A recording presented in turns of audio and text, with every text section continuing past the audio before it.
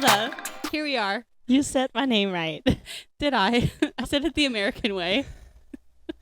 The amount of conversations I've had about this. Yeah, let's just give a brief overview. Where are you from? And how do you actually say your name? I'm from Denmark. Okay. And in Denmark, we say Mathilde. But once I moved to America, I figured out that I should cater to the people.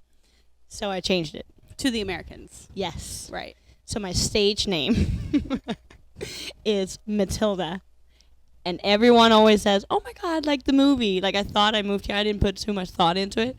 And then once I started auditioning, I'm standing there and fucking, can I cuss? Yeah. Okay. In fucking fishnets and tassels. Oh no, like fishnets and a bra. Yeah. And they go, okay, what's your name? Number 75. I'm like, Mathilde. And the casting table goes, aw. And you're like standing there trying to be hot. And now I regret it. So I wish I had called myself something else. You wish you had a different stage name. What would your stage name be? Glitter hip hop dancer 905. 905. Very specific. Yes. Okay. All right. Yeah. So Mathilde. And but when people see my Danish name, because I feel weird about changing it on Instagram. Yeah. But then people come to me and they're like, Mathilde Veje. Yeah. See, that's why I ask all the time, because it's like it's still on your Instagram, so it still seems like you want that to be your name. Yes. Like, but it just feels weird, like changing it completely, especially back home. People are like, ooh, she moved to America. Now she changed her name. Americanized. Wow, what's next? Calling herself Beyonce. I Who mean, the as fuck you do you should. think you are? Whatever. Yeah, but it's interesting. Like even my closest friends, like you, they don't know my name. Yeah, I literally had to ask her before we started this how exactly to say her name, and she's like, you can just call me Mathilde. Yes. I was like, all right, but still, how do you say your name? And still, even when she says it, I think she's saying the same thing. But honestly, shout out to people who have names that no one can pronounce. Even like Americans have that, right? It's okay. I mean, when I go to Starbucks, people call me Daniel. So Your name is Danielle. Yeah. That cannot. You have the No. easiest name. no, but it literally happens every time. Daniel. Daniel. Just stops Okay, at Daniel. Daniel. Do you Yeah. want to talk about how we met? Yes, I do want to talk about how we met, because all I remember is somehow you ended up under my stairs. Do you remember that? See, honestly, that's what I love about LA. It's like you always meet people in the most random ways. Yeah. Like someone asked me not too long ago, like, "Oh, how did you guys actually meet?" I was like, "Oh, so I lived under her stairs. Mm-hmm. Then her roommate stole one of the other roommates' cars. Oh, yeah. They ended up on this reality TV show, and I Wait, don't wait. remember." Let's slow down. Let's slow down so people understand what's going on. Okay. So Mathilde was, I guess, Mathilde coming from... You were coming from what? Just being in Denmark, or where was that? China? No, I came from China because I came and I was wrecked because I spent 3 hours in border control. Right.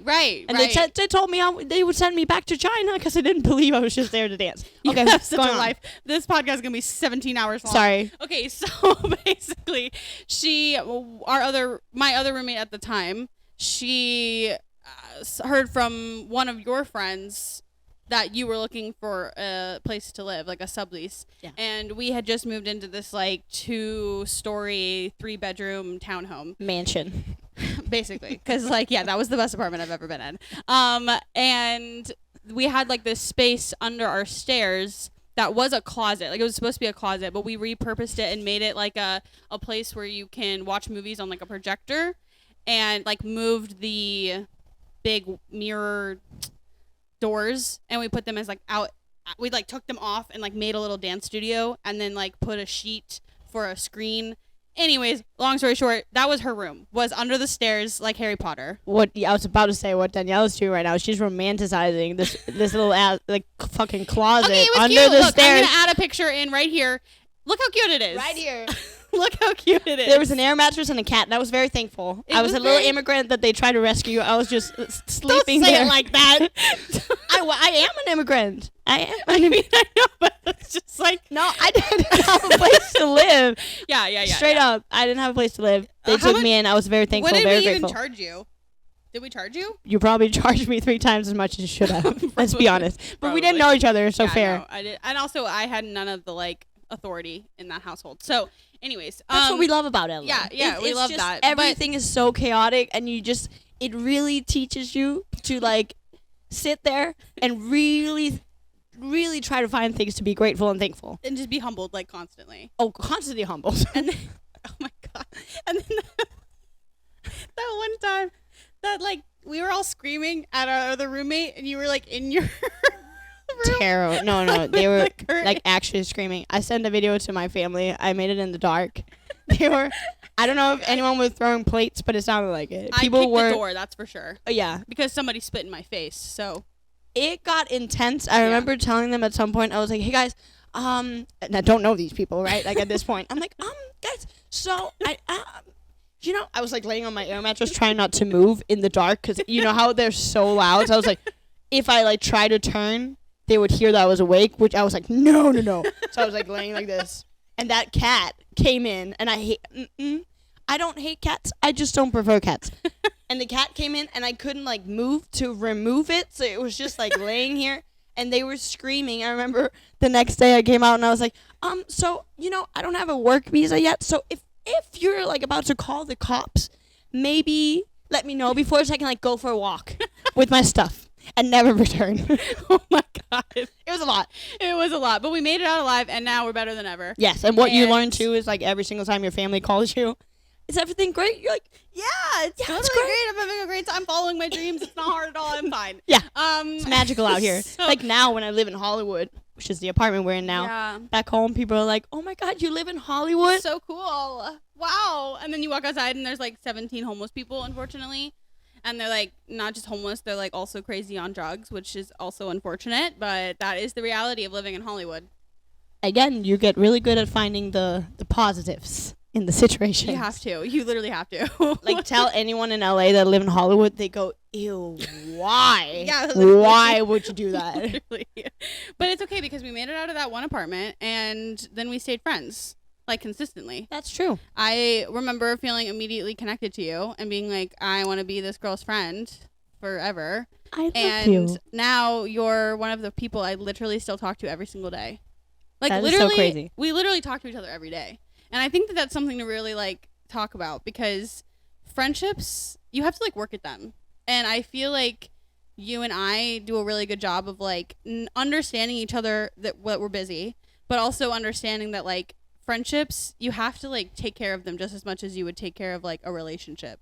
100%. Like I feel like that's something too that we struggle with in LA is finding like real friends. And I feel like the fact that you just like stumbled into my stairwell like is like a miracle, and it makes sense because like you were a great roommate, you were a great person to hang out with and talk to, and like also inspiring because you were such a good fucking dancer. And I was like, how am I gonna like, I gotta learn from this girl, I gotta like grow with this girl, I gotta see what's up. No, we're learning not to say no. Learning to say thank you. Yes, there you go. And right back at you, bro. Okay. Yeah, no, it really is. And I think, like, I don't know. I think when you're out here, you're just surrounded by so many people all the time. Yeah. Like, constantly, right?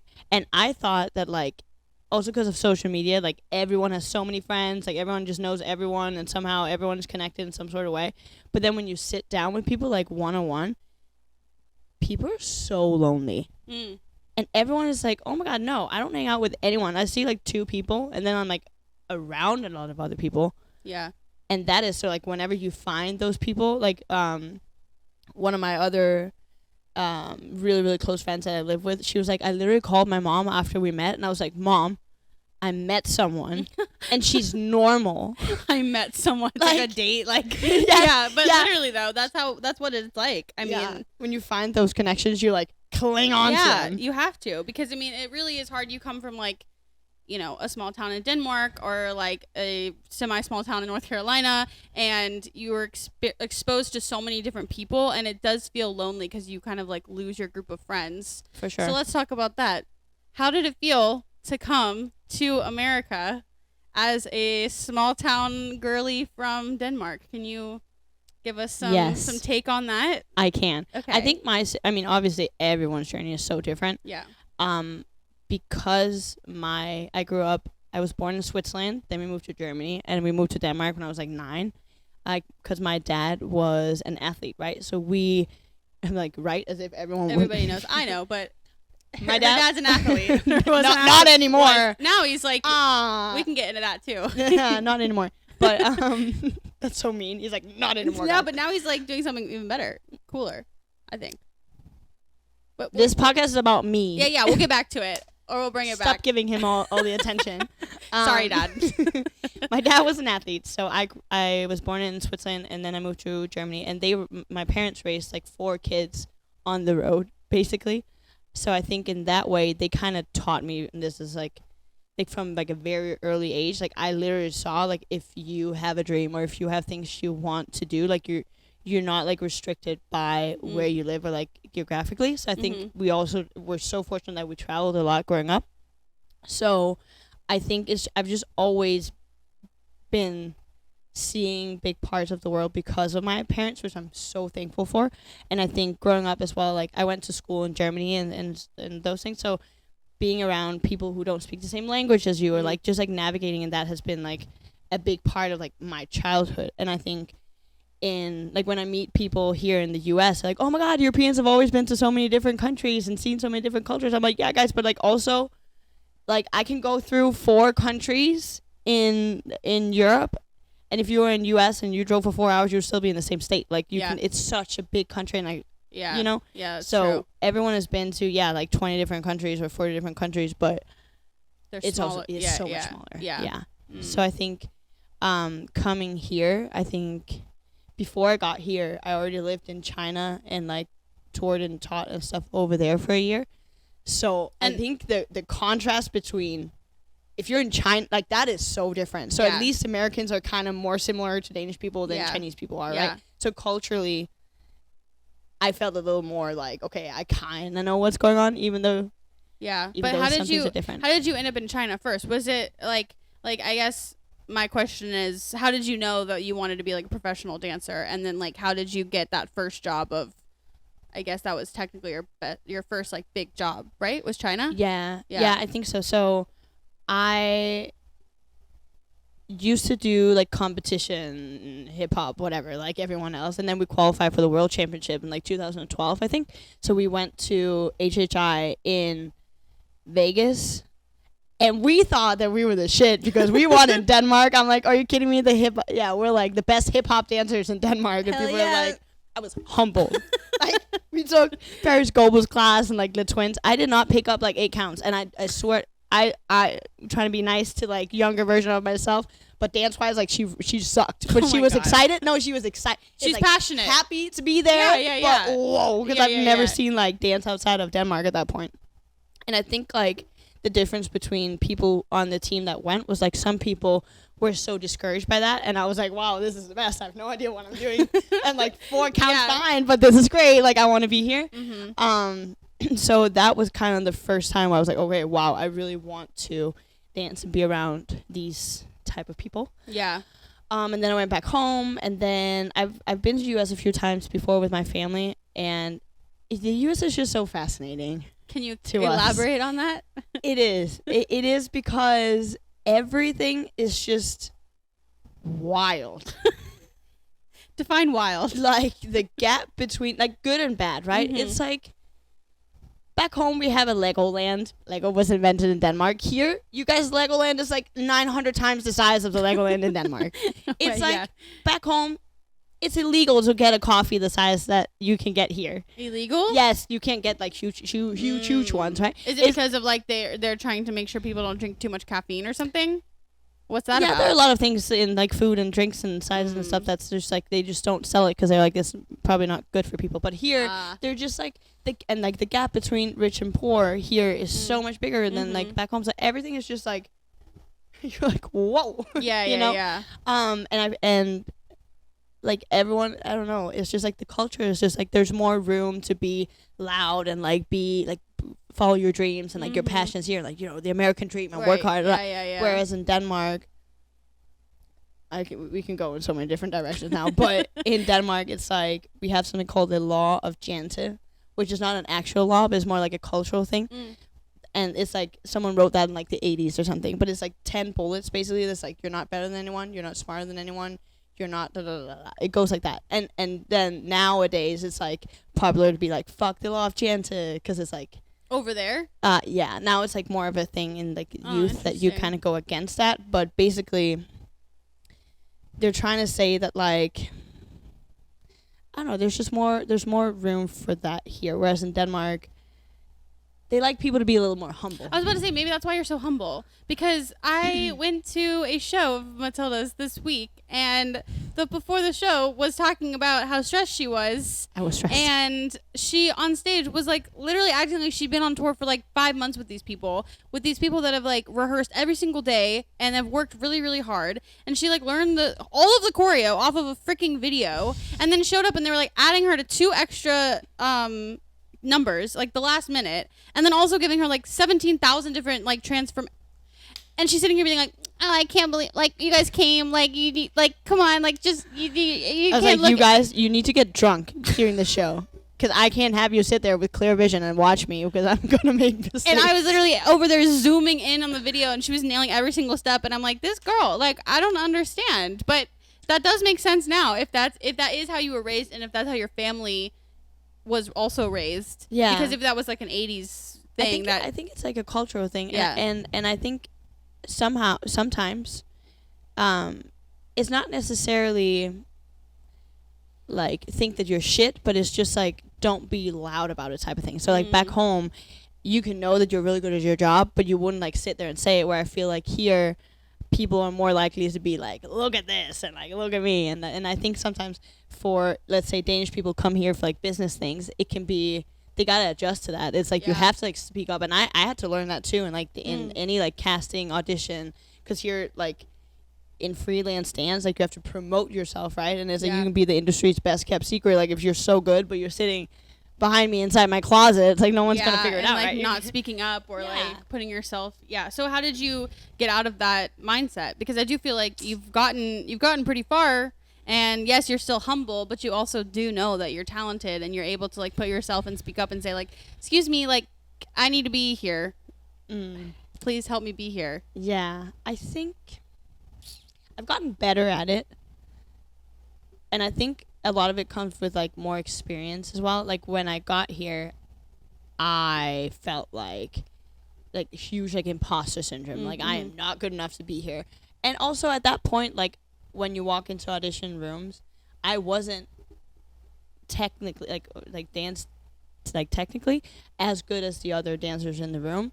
So there was a lot to work on. So it's hard to be like, and I sometimes feel like that's the problem when someone kind of lack the skill level, but they're like still trying to force themselves to be like, I'm so good, and like I am just, and you know, the reason I didn't get booked today was not because of my skill level, it was because of I don't know, my 1 ear is too big, or you know, something like that. Yeah, where they kind of So I think like in the beginning, I don't know. In the beginning, I was just like, okay, I just need to get better. That's when I started like work studying, right? So I could like take as many classes as possible and not pay for them. Yeah. And then at some point, I don't know. I think I kind of have like a mantra that's like, let's just see what I can get away with. I love that. And it's not like, oh, let me try to like trick people into thinking that I'm a good dancer, or like let me try to trick people into thinking that I have my shit together. Yeah. Because I absolutely don't. And I but it's just but like, that's a good headspace to be in. I think it's you just have like to. Approaching in a more like playful way. Not take it so seriously. Yes, because you know how that goes. Like if we're like, okay, I'm gonna go walk into this audition and I have to book it, I need to book it, you literally never book it. Yeah, it's like that attachment to the outcome does like hold you back a little bit more. Absolutely. Because you're like too stressed. You're like too in your head to even like do what you're supposed to be doing in that moment. 100%. And it's like, and it's not that serious, right? Like we're all gonna die. That was my old roommate. I mean, it's facts. No, literally, my old roommate lost her dad, which was but after that, she was like, Mathilda, who cares? We're all going to die. I was like, you know what? Yeah, we are all going to die. Fuck it. Let's just go. I mean, yeah, and I think that that's something that I used to struggle with, too, was, like, understanding, like taking things a little too seriously. It's like, girl, at the end of the day, like, it really doesn't matter. Like, somebody's mad at you. Okay, doesn't matter. You didn't book the job. Okay, it doesn't matter. Yeah. Like, whatever. You said the wrong thing. You did the wrong thing. It literally doesn't matter. Somebody else is going to forget about it. And, like, also, people are way more concerned with themselves to even be bothered by what you're doing. Oh, absolutely. Like, even in a dance class, how often do you look at people in the mirror? Yeah. Literally, I'm, like looking at myself. Like, I'm literally looking at myself, and I'm always, like, worried that other people are looking at me. But it's, like, they're looking at themselves. Even the teacher is looking at themselves. Yeah, they don't care. Like, and it's, like, the more you can get out of that headspace of, like, it's not a big deal. Like, granted, yeah, have feelings, care about things. But, like, at the end of the day, it really is not a big deal.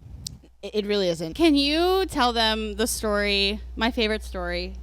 Because I feel like What is your favorite story? My favorite story is I never remember like what the actual audition was, but it's just inspiring to me because this is the kind of like self-love and self-worth I think that you need to have to make it, not make it in the dance world, but to know that like you can give it another chance. Like even if you get told once, you can try again. And it's like, yes, don't necessarily do what she did in this audition.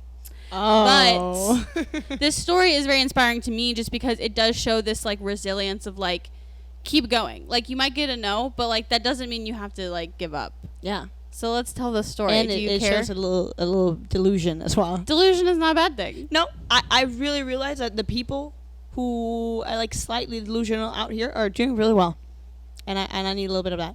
Okay, when I wanted to move to the U.S. and I had a boyfriend at the time who was in Denmark, and I wanted to move to the U.S. Had a boyfriend in Denmark, and in order to move to the U.S. and get a visa, you have to have like a dance contract here in the U.S. And I didn't have that. And it's hard because your visa is as long as the dance contract that you get, but your agency can't start sending you to auditions before you have a contract, so you have a visa. But you also can't get a visa without a job. So it's kind of like Yeah, like hard. one of those like vicious cycles. Yeah. So there was this, I lived at Home for Dancers, like a dance dorm. And my Swedish friend was like, oh, there's this audition for something called the Clippers or something. I was like, oh, okay, cool. So you were in LA. I was in LA, just taking classes, just getting better, enjoying the sun, whatever, getting Texas-sized mango margaritas, Alzano. Yes. And there was this NBA audition. We went. I didn't know what it was. I was like, what sport is this? She's like, basketball. I'm like, bet. And then we go in, and it always goes like it does when you don't care, and you just calm down. And you're like, oh, let's just see what I can get away with. And I made it to the team. I had a boyfriend in Denmark who was like, if you take this contract, we're going to break up. And then I was like, okay, I'm going to say no to this contract. So I couldn't get my visa that year. And then we broke up. So that was great. And then the year after, I was in Paris and just training and doing this one job. And I saw they had auditions again the year after. And I was like, oh, I've only gotten better. You know, I could just book this job again. So I emailed them and was like, hey, I'm flying from Europe for this audition. I just want to make sure that these are the dates. And also I messaged them to be like, hey, pay attention. I'm coming back. Put me on the team again. Yeah.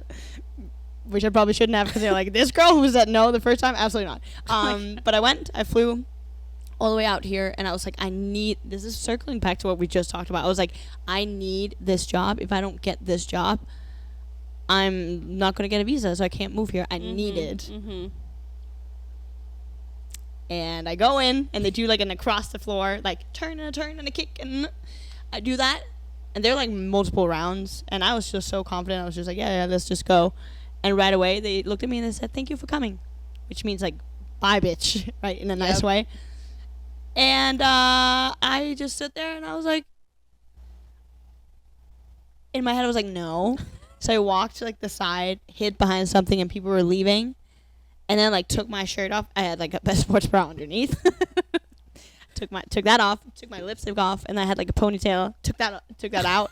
I was like, no one's gonna be able to recognize me now. I went back in. I was like, no, you're not cutting me. Not when I flew from Europe. Not when I need this. And then I made it one more round. Then I got cut again, and I was like, okay, well.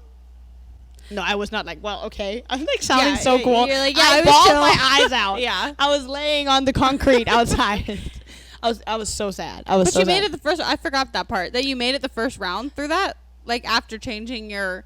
Yeah, one more round, like, one not more to round. the next day. Yeah, But they didn't notice that you like changed. No, there were like hundreds of people there. Oh. But again, don't do that.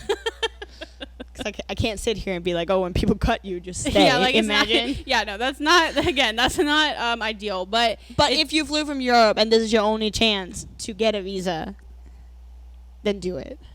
I mean, maybe still. It's like a healthy amount of audacity. You know what I mean? You have to have a little audacity. It's like, it's an example of like, go for what you want and don't give up, even when somebody tells you no.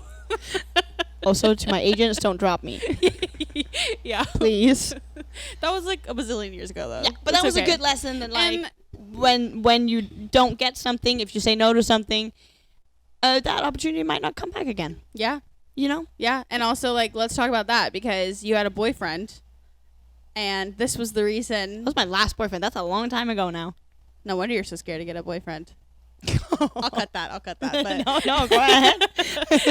Just fucking grill me. So let's talk about your traumas. Yeah, exactly. That's what this podcast is for. Yeah, no. But let's talk about that, because I do think that that's also something to bring up, because, like boyfriends. unfortunately, relationships are not necessarily forever, and I don't know. You take the floor on this one. What was that decision, and why did you make? That's a tough call to be like, oh, I'm in love with this person, but I'm also getting offered this job, and that I have, that I need, that I dreamed about, and what Right. was that? How did you deal with that? Yeah, I think at the time I was like early 20s. I think maybe I was 20, something like that. Mm-hmm. So young. 21, young. Yeah. Even though you feel like you're an adult, you're not. Yeah. Go home. You're Yeah. not. You can't even drink in America, Yeah, okay? Yeah, you're young. But yeah, at the time, the person I was dating was also older than me and in the same industry. So I was like, okay, whatever this person says is, I just listened a lot to that and maybe didn't listen as much like my own wants and needs. Yeah. And that always goes really well when you don't listen to your gut. Yeah. No, but he was basically saying like, I feel like you could achieve more, not in the U.S. because, people are really good over here. And I think this is what happens a lot. Like I honestly do think that often it comes from a place of love. It's like, I want to protect you. Oh, yeah. So don't do whatever you are dreaming of doing, basically. At least like when people don't have like supportive parents, I'm very fortunate that I do have supportive parents, but people who don't are like, wow, my mom and dad always keep asking me about like finance, about like if I can do it and if this and that, and that, like, why can't they just support me? And it is like, for a lot of people, like, or at least for our parents' generation, it's like, okay, happiness is having a stable income. Yeah. And being married, having kids, and maybe a dog named Bob. Or like looking good on the outside for like other Yeah. people to see. Yeah, so if they think that like my daughter is going to be so happy and she is going to like just feel so good if she has these things, and I am like skirt doing like the complete opposite, like of course they want to try to steer me that way, right? And the same with boyfriends or relationships. But they just don't understand what happiness is to you. And sometimes people don't listen to that because they can't imagine that happiness is subjective, right? Yeah, It's the same for everyone. Yeah. But with that, in that relationship, yeah, it is hard because, like, he then said that, oh, I'm going to help you audition for this program in London. So he helped me audition for this program in London instead. And then when I got in on that program, he was like, oh, but you can't live in London if I live in Denmark. So maybe don't take that spot on that dance program in London. And I was like, okay, I kind of see a pattern here. And then we broke up. I was about to say, like, this seems like, what did you feel like he was being controlling, or did you feel like he No. was like just helping you and caring about you? Helping me and caring about me. But I also, the second he left, because he visited me here in LA, and the second he left, I just felt so much lighter. And this again, like listening to literally your physical body and not just like how you're, like what's going on in your head.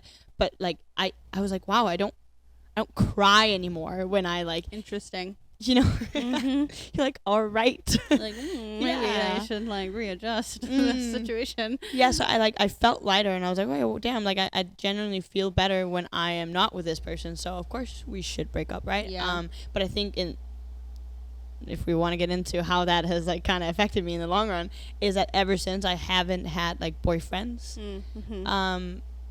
not in plural, and also not one boyfriend. I've not dated, dated a lot like that. Like I've seen people for like a few months at a time. Yeah. But I haven't. No, like commitment or like deep relationship. No, because ever since, like, whenever a guy's like, oh, can't you just like not take class tonight, or do you have to go to that audition? I'm like, Yeah.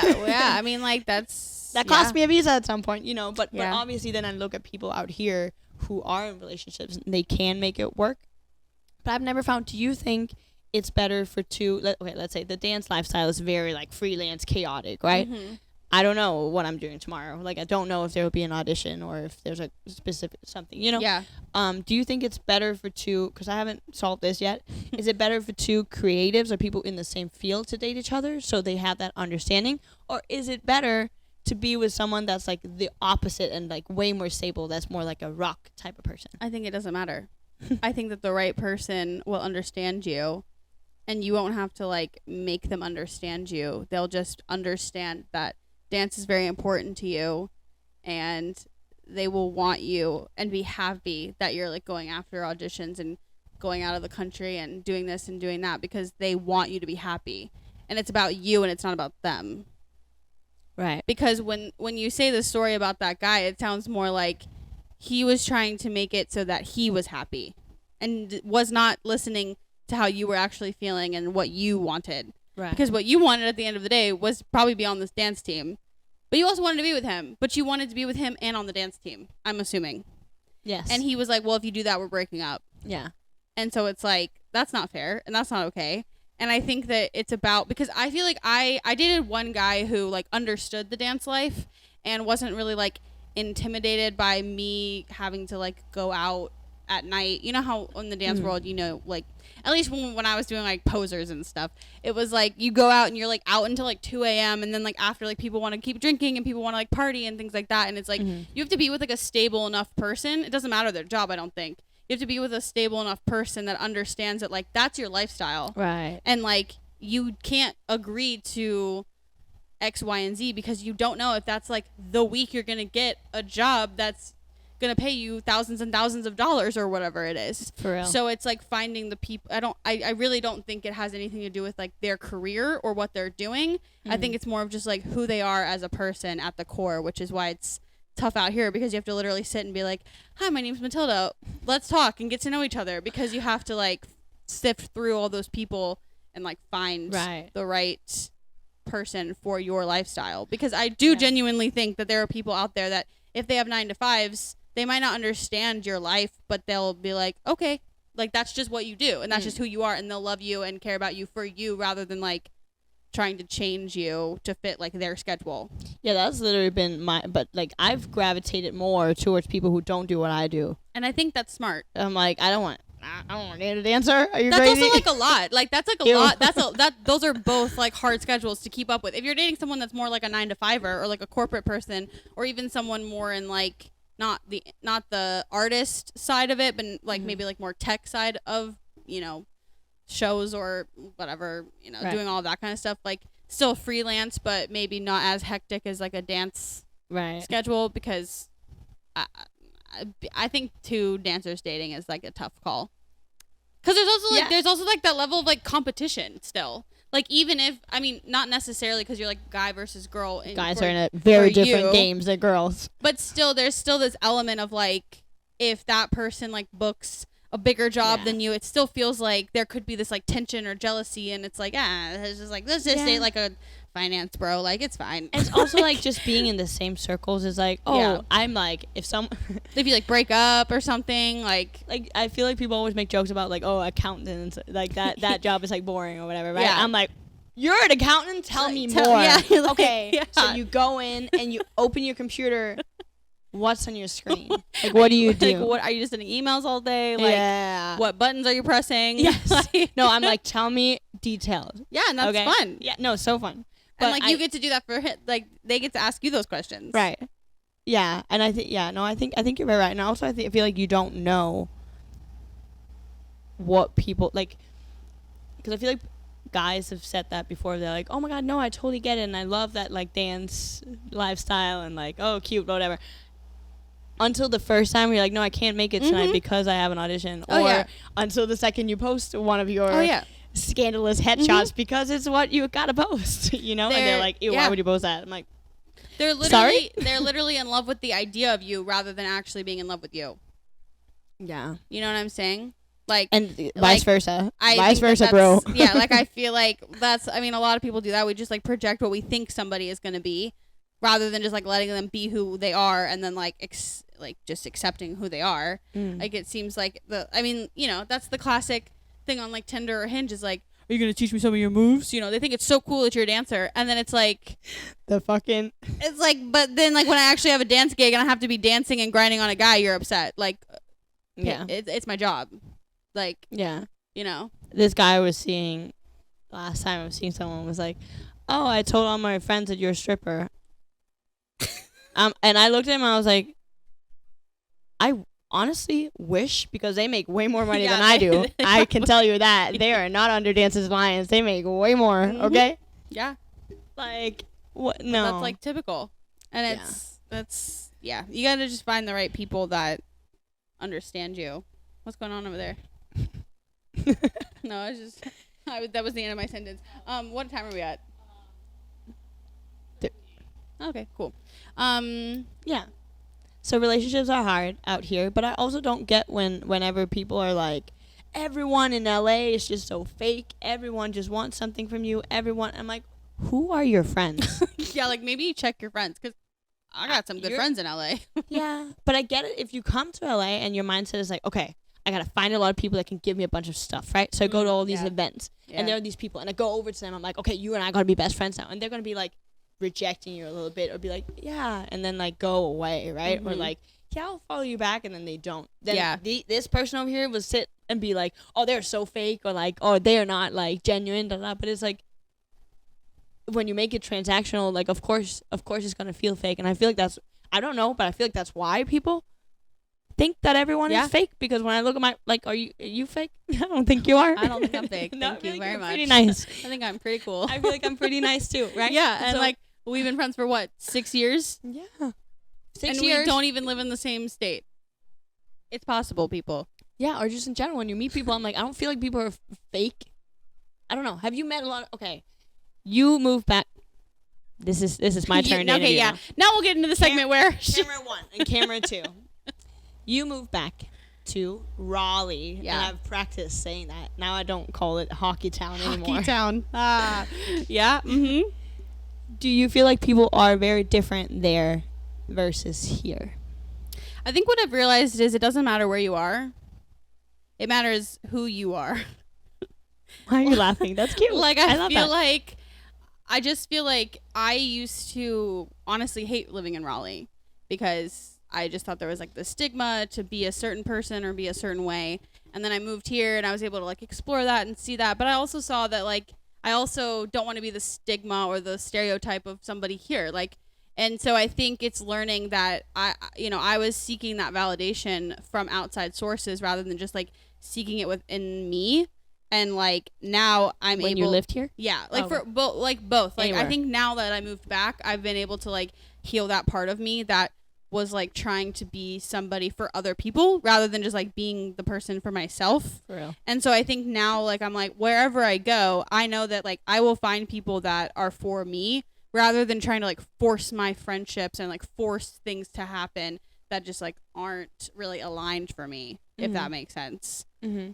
What was your like original question? We can like circle I went back. on a tangent. Like if people are different here, or like your experience of like making friends, let's say, or like being around a bunch of people, was that different? Because I mean, I get that. I'm not saying that like there's no fake people in LA, but like or I think it's just like because like kind of what I mean is when I like first moved out here, I was trying to just like whoever like popped up in front of me, I was like, oh yeah, this is my friend, and I'm gonna like be with them, and I'm gonna like hang out with them, and I'm gonna. Oh, they want me to go out and party with these people. Okay, I'm going to do that because connections and X, Y, and Z. I was like, that's probably what I'm supposed to be doing.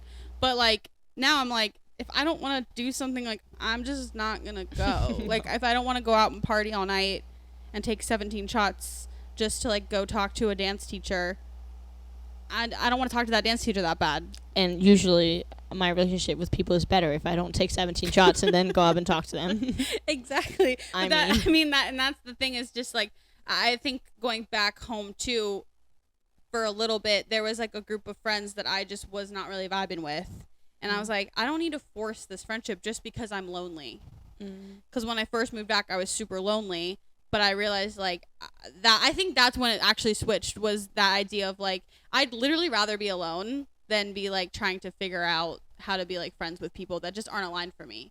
Like I think in both places, it's the same concept of like, if you are trying to force a friendship, it's probably not the friendship for you. Right. And that's how it felt. Like, it doesn't really feel like there's a difference, because I think both places have the same idea, just like switched. It's like, here it's more about like freelancing and doing this and being an independent person and working really hard to get all these like gigs and stuff like that, and like that's like the lifestyle here. And so I always felt like kind of guilty having like a stable job when I should have been like trying to get like these freelance gigs, or like somebody was working more like go-go dancing, and I'd be like, why am I not a go-go dancer? I should probably be doing that. And it's like, but I like having my stable income and doing dance like on the side.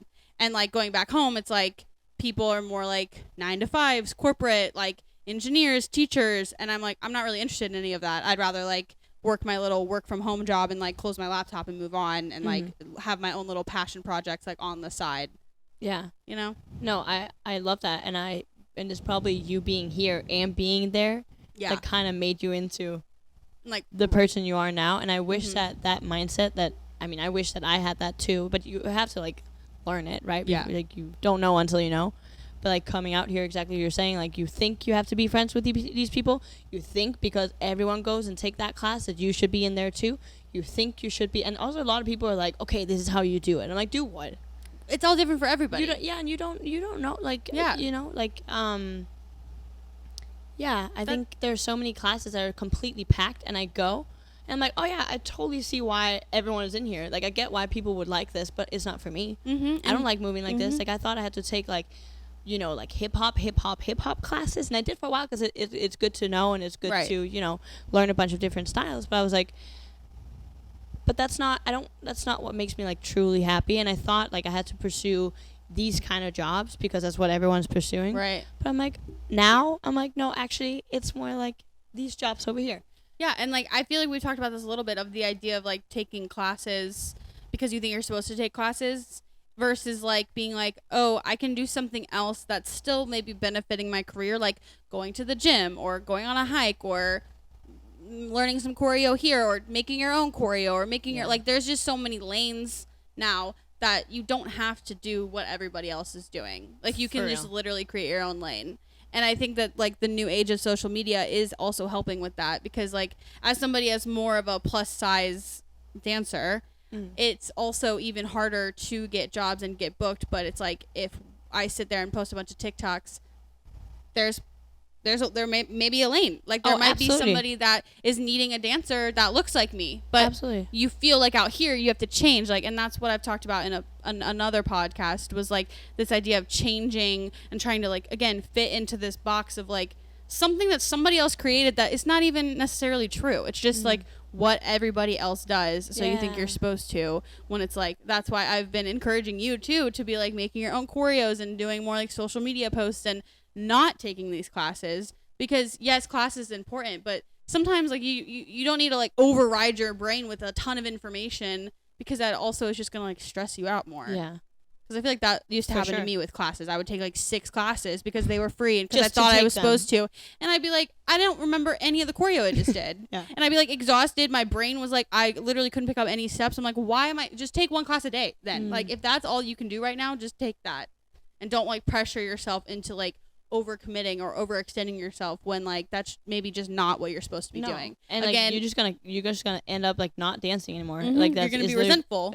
So miserable. So miserable. Yeah. Like, and trying to, especially what you're saying, like trying to force.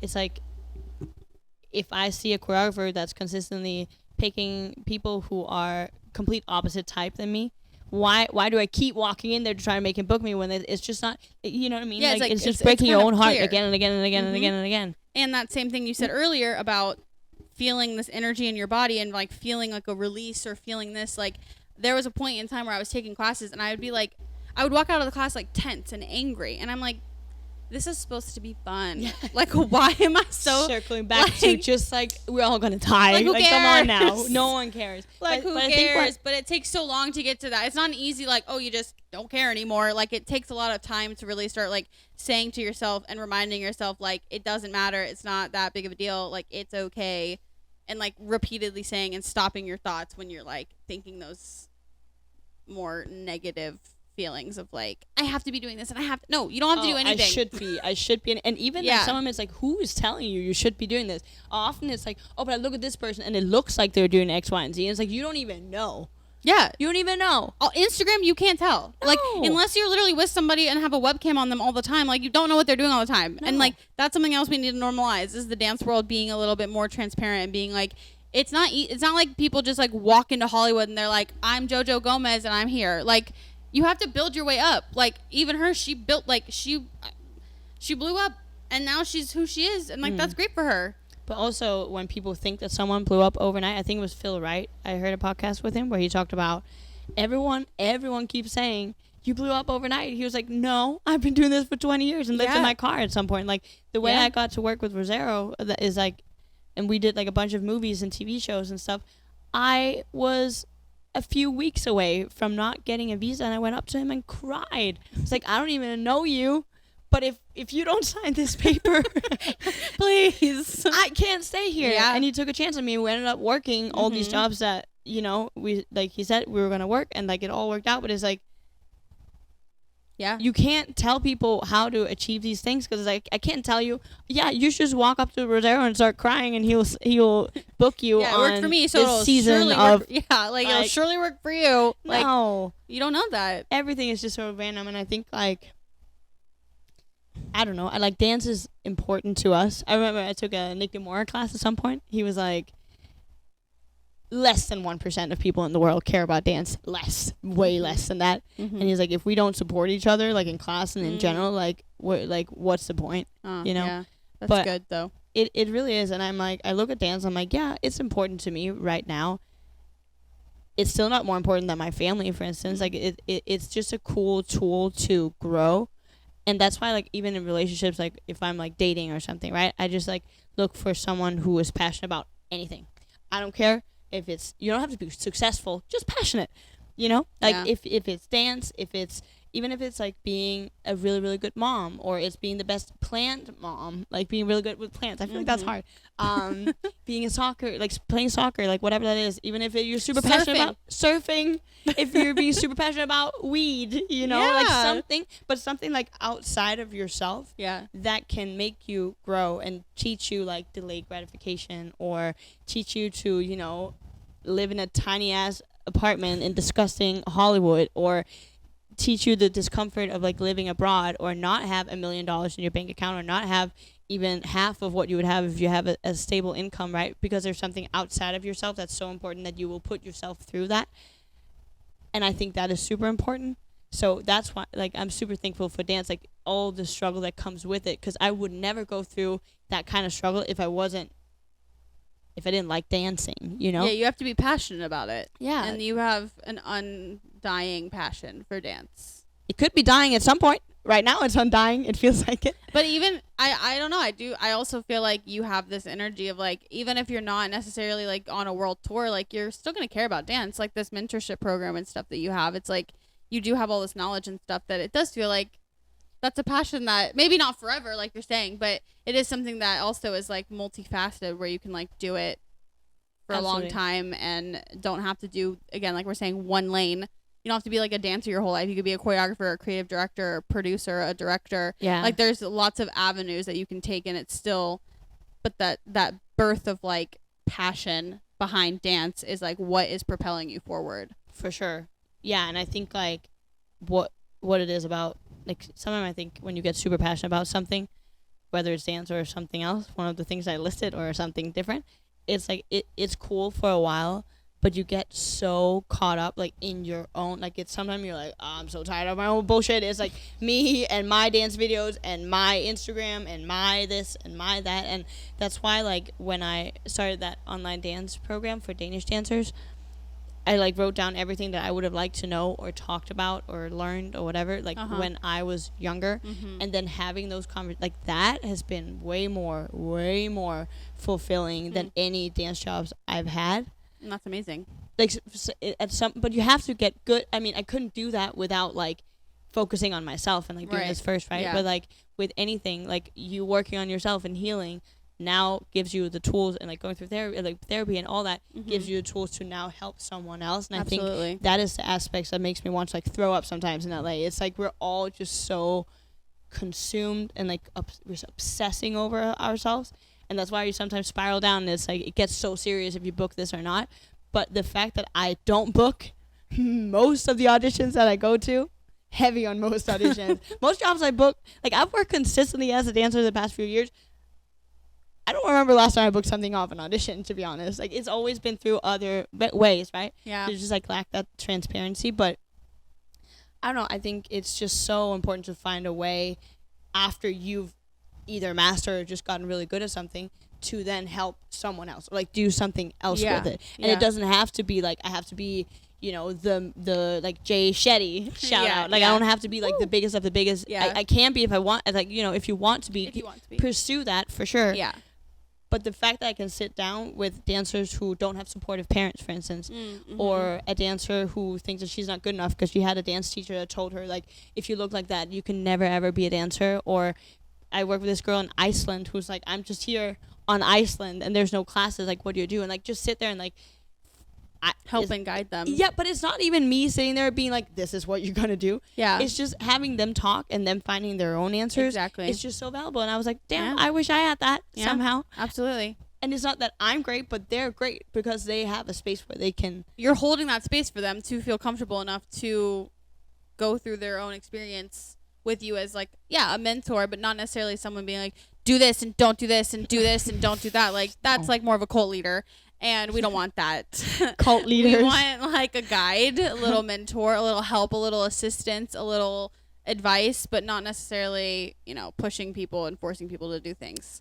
So, I mean, no. the one question I do have is like, okay, so other than dance, what do you do? Like, what else do you do? Like, what do you do when you're not dancing? Are you referring to that reel that I did when you're on a date and they ask you, what do you do besides dancing? Yeah, so I'm forcing you to figure it out. What the audio goes, come on, brain, be so smart. Come on, brain, think of things. And then it goes like, hiking? I don't know. What do I like to do? I just picked up surfing. Yes. I want to be a surfer girl because being in nature, not on your phone, being humbled by waves and Mother Nature. Oh my God, I hit my head so hard with that board in my face the other day. I thought I was going to die. But that is super fun, like learning new things. Yeah. I think my biggest fear is like repeating the same year twice. So I try to like do other things. I'm studying to get a driver's license. We love that. Come on, driver's license. Never driven a car.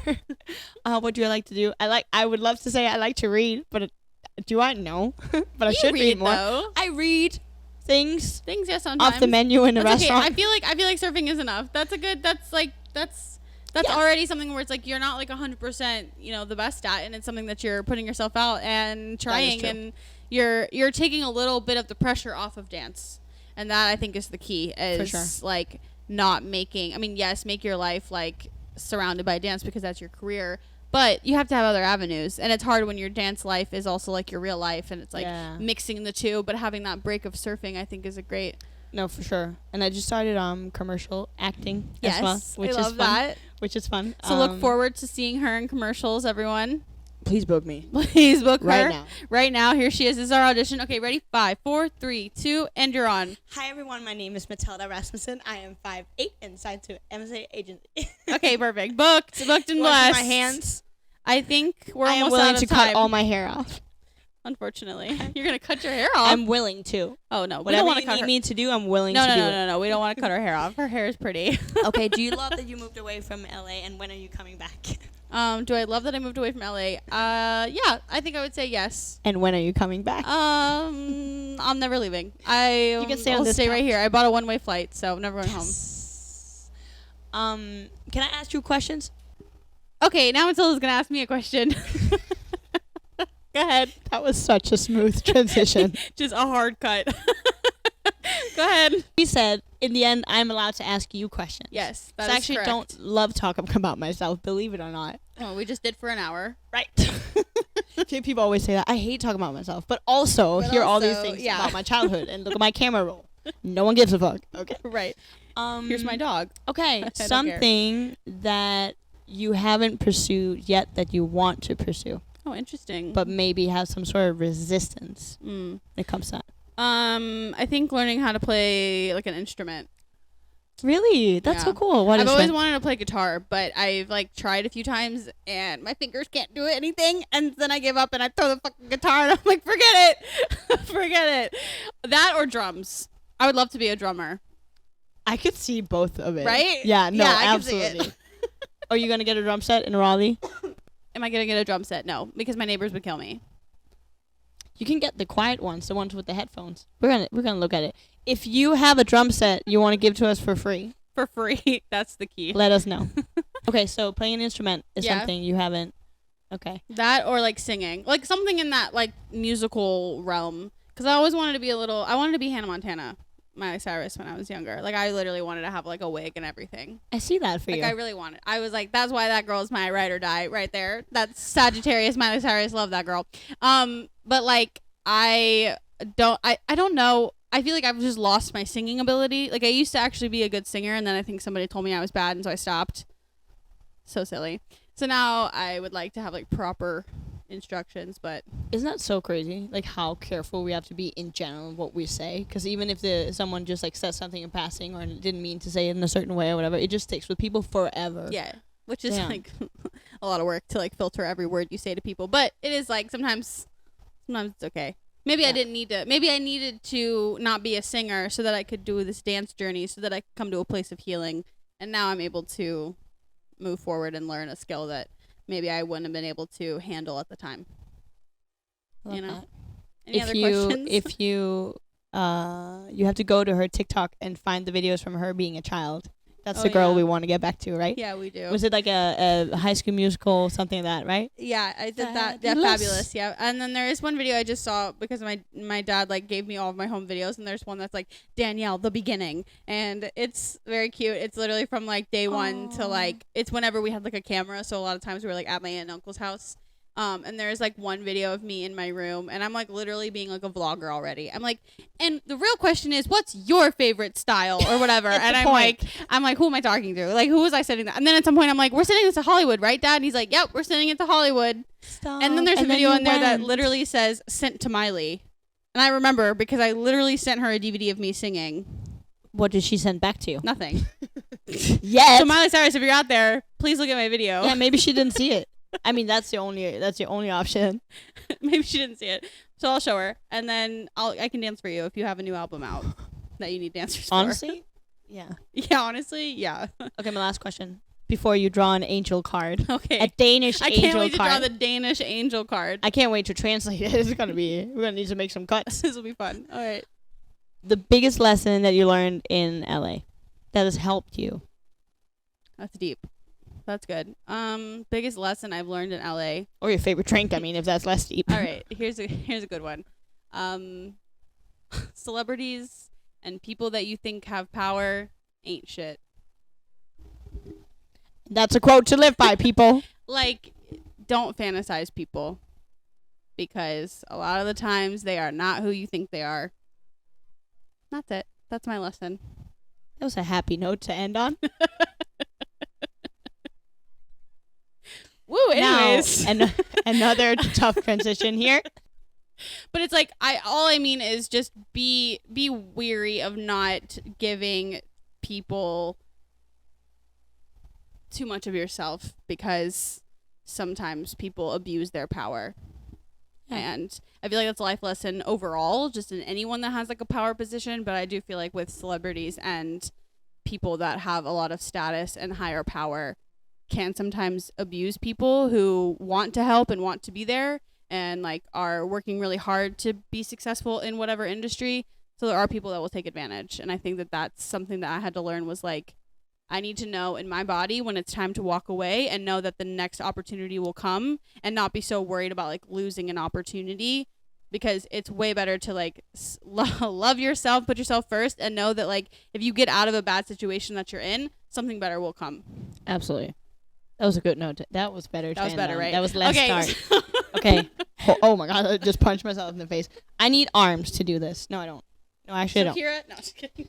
These are. Can we get an arm? Can we get an arm, please? So you guys can't see what's going on the other side, but we have about 15 people working in production in here right now. 15. All the people. Thanks, guys. Yes. I'm so excited for craft service. I see it's lobster today. It's with the rotting banana over there. Okay, That's our craft services. Hey, I gave you a sparkling water and actually, ice sparkling cubes. water. Yeah, that's good. That's good. You didn't And the drink it, though. bread. Here, throw it. Come. This is our Wow. craft services. We have smushed bread from Amazing. Arizona.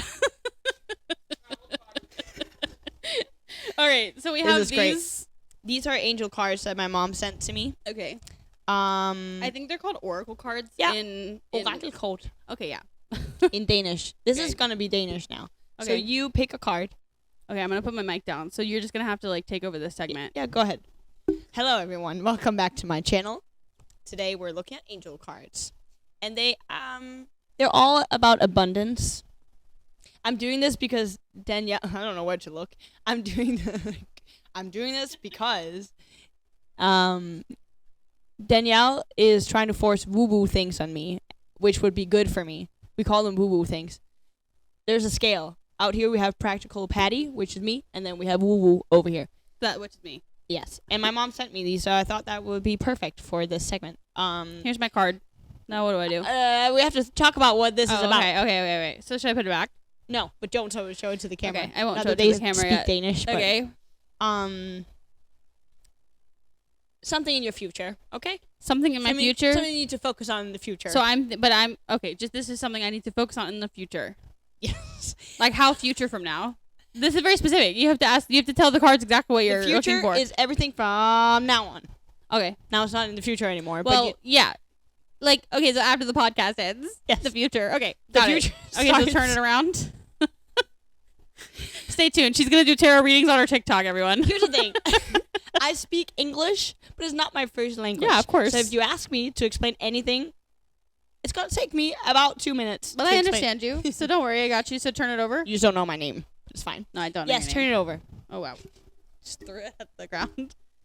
You're trying to, Okay, ruin this is the segment. card, on pur- everyone. Can you see it from there? This is the card. I saw on you. So I'm going to go to here. Okay. What does it say? Can you read it? please read it in Danish for me? Urgarusindi roofer. Perfect. You sound like native. How? What? Those words are that letter. And is that's the end connected. of this segment. That letter is connected. The letters are connected. Yeah, it's called words. No, yeah, I don't think I've ever really like looked at Danish language. How do you say that? I'm offended. I bet you are. I'm sorry. Okay. Oh, yeah, we have different letters.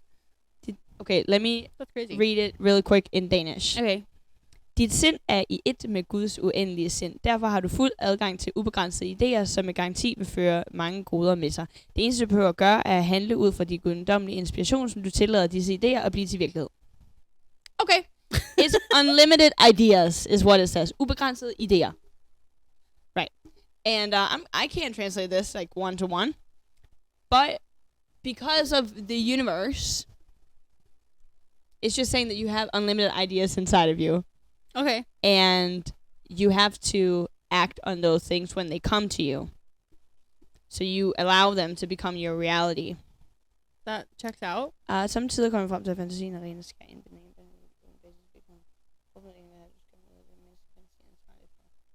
It's on, yeah. That is your duty. That's You my gotta. duty is to just do all my ideas.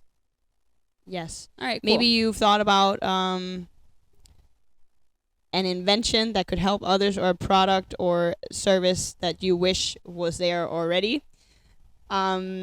You can make these ideas become reality by focusing on one step at a time. What is that one thing you can do today that has something to do with that idea?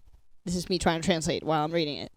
The angels of abundance want you to develop an active imagination because they want to use this tool to help the abundance by coming to you now.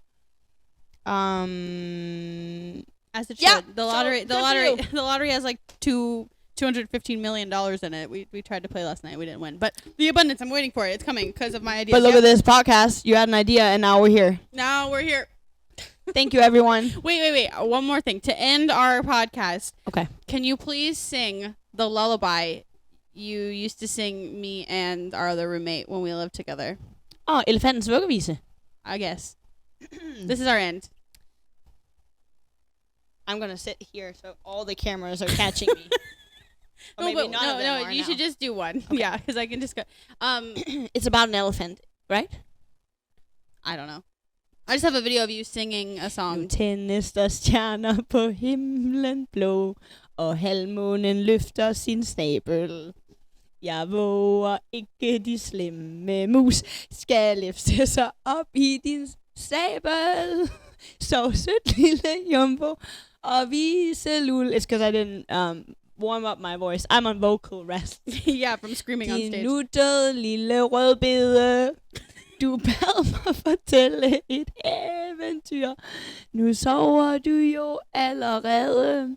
Woo! Thank you, everyone. Thanks for having us over. Thanks for being on the show. Thank love you so much. I love you. Now come move back to LA. Okay, I probably will. I'll probably have to if this blows up. When it blows up. Yes, because I just told you. Abundance. Unlimited ideas. Yes. Okay, thank you to everyone here, the production. Let's Thanks, all production team. Snaps and claps for the whole team. Can you Here's insert the whole applause team. Here's the team. and craft service? Okay.